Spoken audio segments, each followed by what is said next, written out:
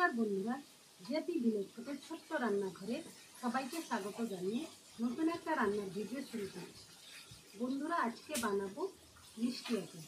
ভিডিওটা স্কিপ না করে প্রথম থেকে শেষ পর্যন্ত দেখুন। ভিডিওটা ভালো লাগলে চ্যানেলটাকে সাবস্ক্রাইব করে পাশে থাকুন। তো চলুন বন্ধুরা, এই মিষ্টি আচারটা আমি কীভাবে বানাই দেখতে থাকুন। বন্ধুরা, এখানে আমি 4 পিস বড় বড় সাইজের আম নিয়েছি, বাগান থেকে পেড়ে নিয়ে এসেছি, ভালোভাবে ধুয়ে নিয়েছি। এবার আমি আমগুলো কেটে নেব।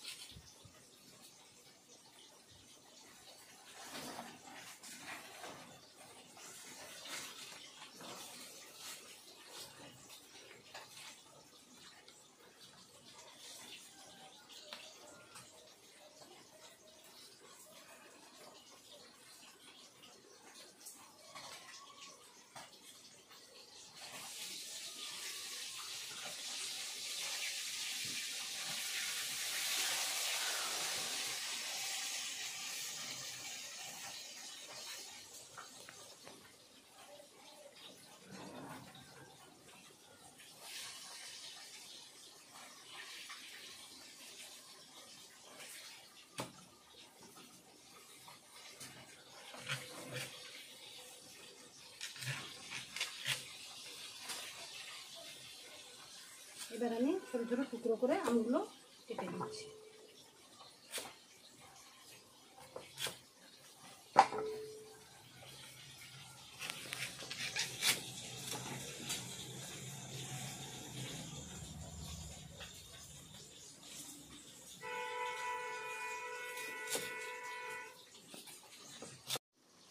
বন্ধুরা, এইভাবে আমি সব আমগুলো খোসা ছাড়িয়ে ছোটো ছোটো টুকরো করে কেটে নেব।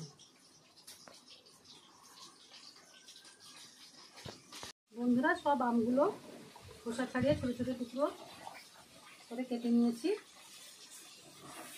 আটির কাছে এখানে একটা আঁশের মতো থাকে, ওটাও তুলে নিয়েছি। এবার আমি এর মধ্যে 2 চামচ লবণ দিয়ে দিলাম, 1/2 চামচ হলুদ দিয়ে ভালোভাবে মাখিয়ে দেব।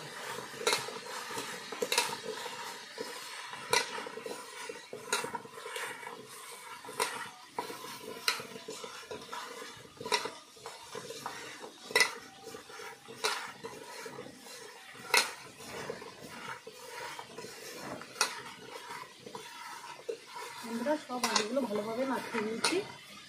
এবার আমি 3 ঘন্টা মতো রোদে শুকিয়ে নেব।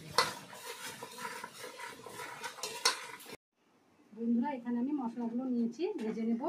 শুকনো লঙ্কা, গোটা জিরে, রাঁধুনি, কালো জিরে, ধনে, মৌরি 2 চামচ, 1/2 চামচ মেথি আছে। প্রথমে আমি 4টে শুকনো লঙ্কা ভেজে নেব।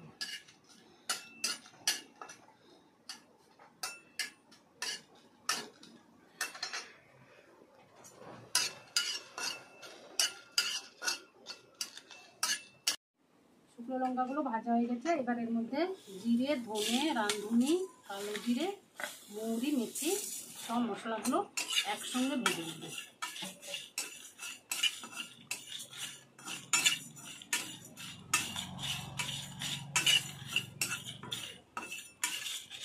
এবার আমি তুলে নিচ্ছি।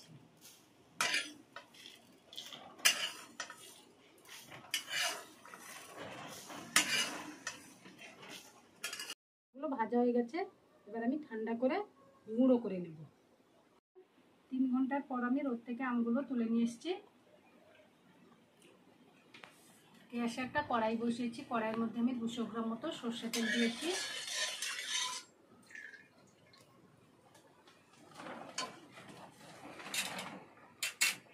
সর্ষে তেল গরম হয়ে গেছে।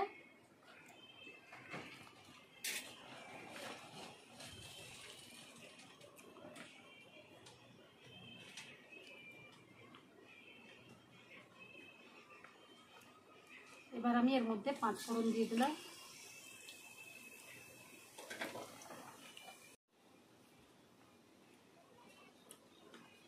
বন্ধুরা, এবার আমি এর মধ্যে আমগুলো দিয়ে দিচ্ছি।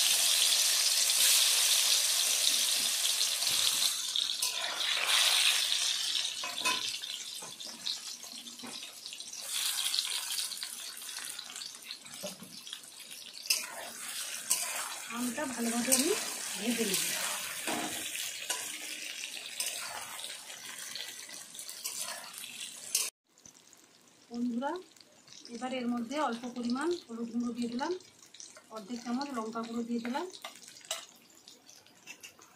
দেখুন বন্ধুরা, আমগুলো ভাজা ভাজা হয়ে গেছে।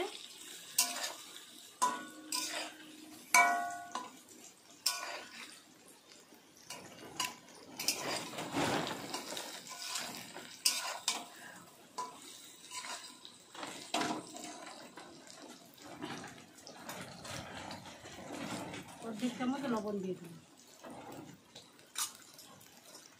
আমের সঙ্গে ভালোভাবে মিশিয়ে নেব।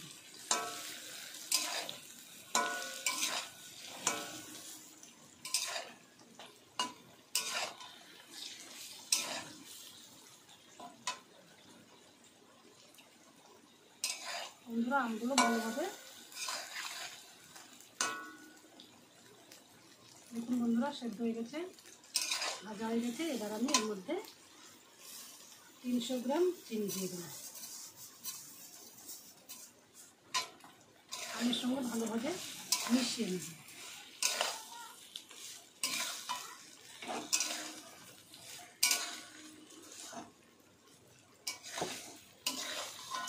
বন্ধুরা, এবার আমি এভাবে ক্রমাগত নাড়তে থাকব।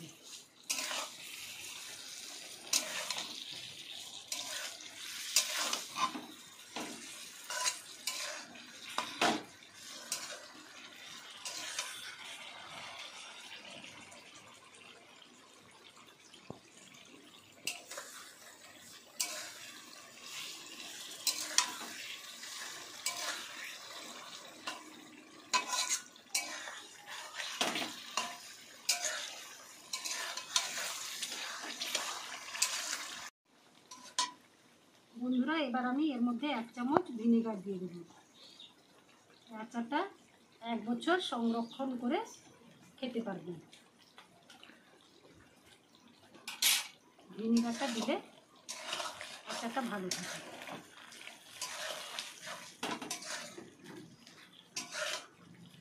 দেখুন বন্ধুরা, সব চিনিগুলো মিলে গেছে।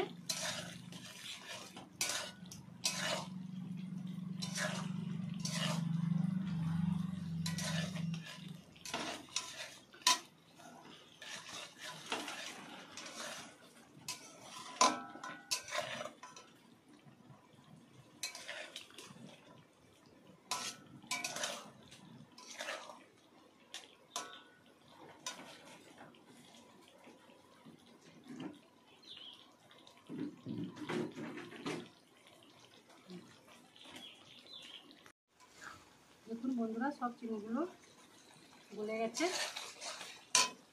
এবার আমি ভেজে রাখা মশলা গুঁড়ো করে রেখেছিলাম দিয়ে দিলাম।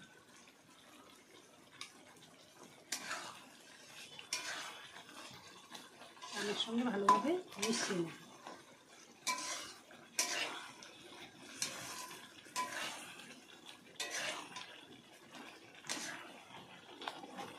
বন্ধুরা, আমের আচারটা হয়ে গেছে। এবার আমি গ্যাসটা অফ করে দিলাম।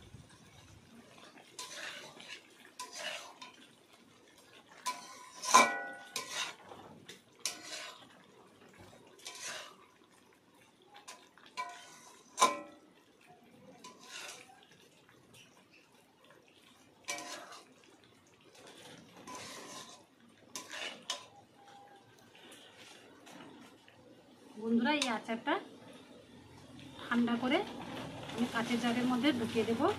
তাহলে বন্ধুরা, টক মিষ্টি ঝাল আচারটা কত সহজভাবে বানানো যায়।